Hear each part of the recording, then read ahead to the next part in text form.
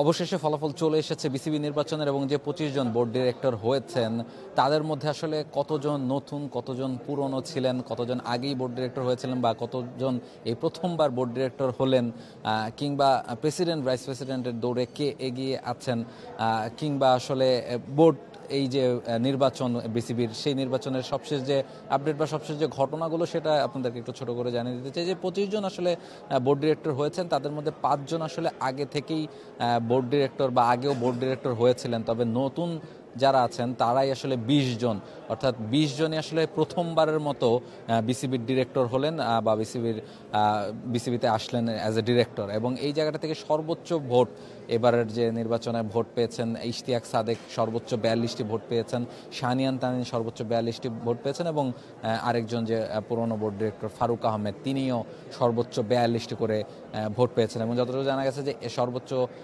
এরপরে দ্বিতীয় সর্বোচ্চ 41টি ভোট পেয়েছেন মেহরাব আলম চৌধুরী, যিনি আসলে এবারই প্রথম বোর্ড ডিরেক্টর নির্বাচিত হয়েছেন। ফলে সব মিলিয়ে আসলে ভোট কিন্তু বেশ ভালো পরিমাণে পড়েছে এবং তারা আসলে বেশ ভালো পরিমাণে ভোট পেয়েই নির্বাচিত হয়েছেন। এবং এছাড়াও ক্যাটাগরি 3-এ নির্বাচন করছিলেন খালেদ মাসুদ পাইলট এবং দেবব্রত পাল, এই দুজন। শেষ পর্যন্ত কিন্তু খালেদ মাসুদ পাইলট 35টি ভোট পেয়ে নির্বাচিত হয়েছেন এবং তার বিপরীতে দেবব্রত পাল 7টি ভোট পেয়েছেন এবং একটি ভোট আসলে বাতিল করা হয়েছে।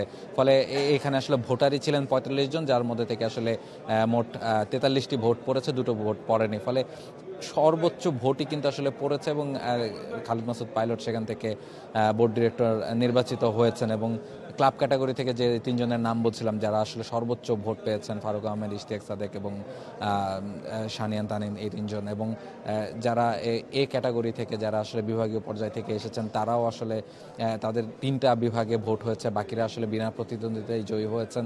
ফলে সেই জায়গায় ভোটের চেয়ে আসলে ক্লাবে এবং যে সি ক্যাটাগরি, এই দুটো ক্যাটাগরিতে আসলে ভোটের আমেজটা একটু বেশি ছিল এবং সেখানেই আসলে ভোটগুলোও পড়েছে বেশি। সেই জায়গাটাতে নতুন করে যেটা বলছিলাম যে 20 জন প্রথমবারের মতো বোর্ডে আসতে যাচ্ছেন এবং তারা বোর্ড ডিরেক্টর হতে যাচ্ছেন বা হয়ে গেছেন অলরেডি। তারা এই মুহূর্তে একটা প্রথম যে সভার মতো বা নিজেদের মতো একটা মিটিং করে না সেটা করছেন। এবং এখানে আরও একটা গুরুত্বপূর্ণ বিষয় যে কে প্রেসিডেন্ট হবেন এবং কোন দুজন ভাইস প্রেসিডেন্ট হবেন, এই 3টা পদ আসলে ঠিক করে নেওয়া।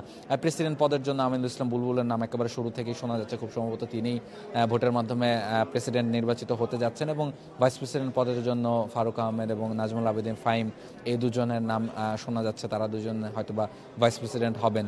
এছাড়া বাকিরা আসলে একটা বোর্ড সভার মাধ্যমে প্রথম যে বোর্ড সভাটি অনুষ্ঠিত হবে সেখানে আসলে তারা ঠিক করবেন যে কে কোন কমিটির দায়িত্বগুলো নেবেন, সেগুলো নিয়ে হয়তো বা আলোচনা হবে। তবে আজকে সেগুলো না, আজকে আসলে শুধু বোর্ড সভাপতি এবং যারা ভাইস প্রেসিডেন্ট হবেন যে 2 জন সেটাই আসলে ঠিক করা হবে। এছাড়া বাকি সিদ্ধান্তগুলো বা কমিটি নিয়ে যে আলোচনাগুলো সেগুলো বোর্ডের যে প্রথম সভাটি অনুষ্ঠিত হবে সেই সভায় হয়তো বা আলোচনা করা হবে এবং সেখানে সেগুলো ঠিক করা হবে। তবে নতুনদের একটা জয়গান কিন্তু এই বিসিবির নির্বাচনে দেখা গেল, যেটা বলছিলাম বারবার বলতে হচ্ছে যে 25 জনের মধ্যে 20 জনই আসলে বিসিবি নতুনবার বা প্রথমবারের মতো বোর্ড ডিরেক্টর হলেন। ফলে একেবারে নতুন, তাদের জন্য অনেক বড় চ্যালেঞ্জ অপেক্ষা করছে। তারা হয়তো বা নতুন করে বাংলাদেশ ক্রিকেটকে সার্ভ করার চেষ্টা করবেন এবং সেই জায়গাটা থেকে বাংলাদেশ ক্রিকেটকে এগিয়ে নিয়ে যাওয়ার চেষ্টা করবেন। এবং অভিজ্ঞ 5 জনও রয়েছেন যারা আগেও আসলে বোর্ড ডিরেক্টর হিসেবে ছিলেন, তারাও হয়তো বা তাদের এক্সপিরিয়েন্সটা এখানে শেয়ার করার চেষ্টা করবেন। এবং নতুন যারা এসেছেন তারা কিন্তু দীর্ঘদিন ধরে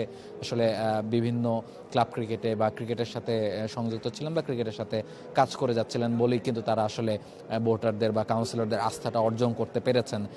এই ছিল সোনারগাঁও হোটেল থেকে আসলে বিসিবি নির্বাচনের আপডেট। পরবর্তীতে যে কোনো ধরনের আপডেট বা খবরাখবর জানতে আপনি নিশ্চয়ই চোখ রাখবেন টি স্পোর্টসের পর্দায়। সোনারগাঁও হোটেল থেকে রাহুল রায়, T Sports. For more updates, subscribe to our YouTube channel and click on the bell icon. Follow us on Facebook and Instagram. Download T Sports app to enjoy exciting games and highlights. Visit tsports.com.